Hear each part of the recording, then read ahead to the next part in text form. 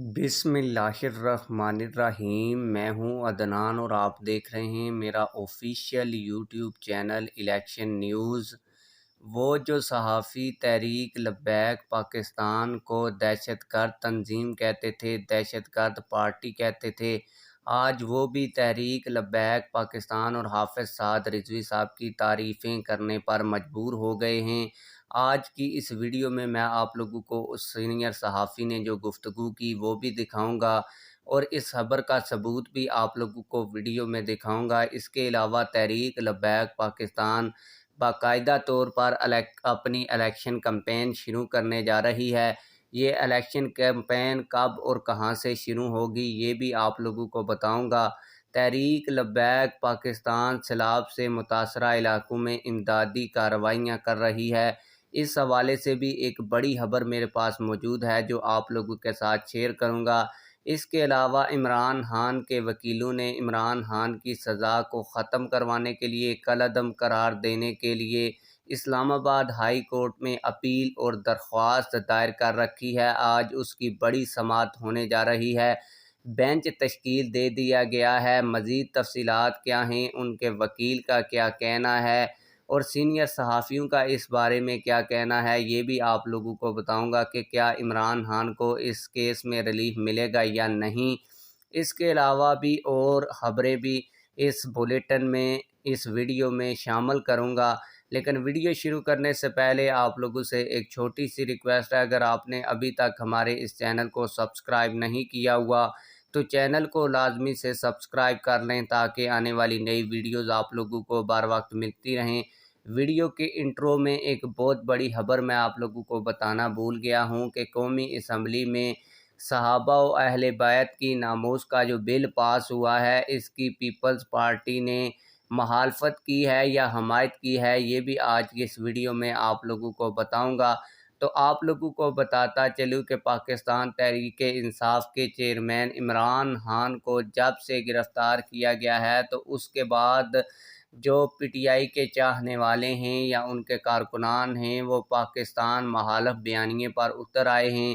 وہ اپنے پاسپورٹوں کو پھاڑنا شروع ہو گئے ہیں، جیسا کہ آپ لوگ ویڈیو میں دیکھ سکتے ہیں۔ اور اگر میں آپ لوگوں کو اس ویڈیو کی آڈیو سناؤں تو انتہائی غلیظ ہے، جس میں پاکستان کو پی ٹی آئی کے کارکنان گالیاں دے رہے ہیں اور اسلامی جمہوریہ پاکستان اور اس کے ساتھ جو اسلامی جمہوریہ لکھا ہوا ہے اس کو بھی پھاڑ کر نیچے پھینک رہے ہیں۔ آپ لوگوں کو یہ بھی بتاتا چلوں کہ تحریک لبیک پاکستان کی جانب سے امدادی سرگرمیاں جو ہیں وہ تیز کر دی گئی ہیں۔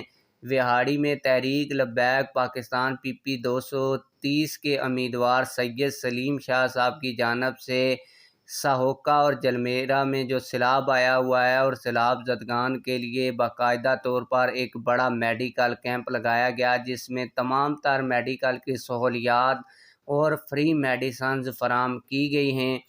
اس کے علاوہ اگر آپ لوگوں کو بتاتا چلوں کہ پیپلز پارٹی کے سینیٹر تاج حیدر نے رات کو کیپٹل ٹاک میں صاف یہ کہا ہے کہ جو قومی اسمبلی میں ناموس صحابہ اور اہل بیت کے حوالے سے ایک قانون پاس کیا گیا ہے، اس کی ہم نے کھل کر مخالفت کی ہے، لیکن یہ زبردستی پاس کروایا گیا ہے۔ یہ پیپلز پارٹی کا اس حوالے سے موقف ہے۔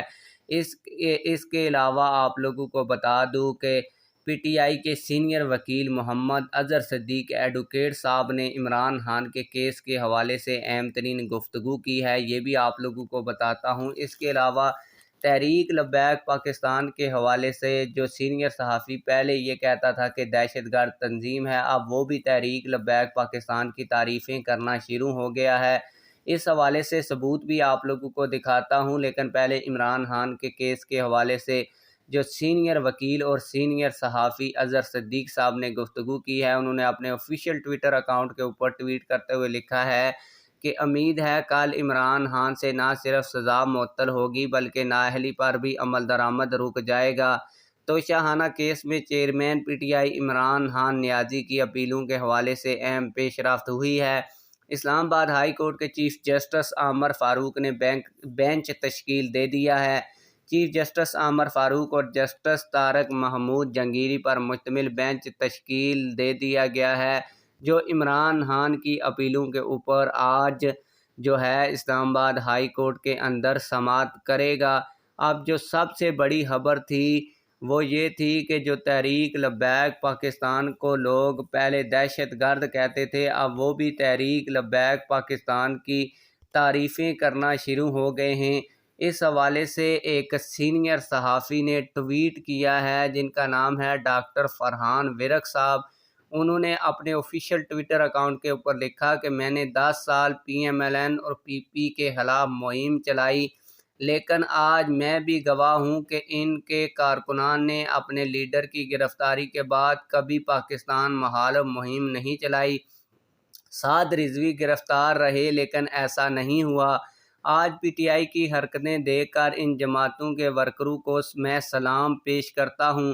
اس کے ساتھ انہوں نے ایک ویڈیو بھی شیئر کی جس ویڈیو میں پی ٹی آئی کے لوگ پاکستان کے جھنڈے اتار کر پاکستان تحریک انصاف کے جھنڈے ان جگہوں کے اوپر لگا رہے ہیں۔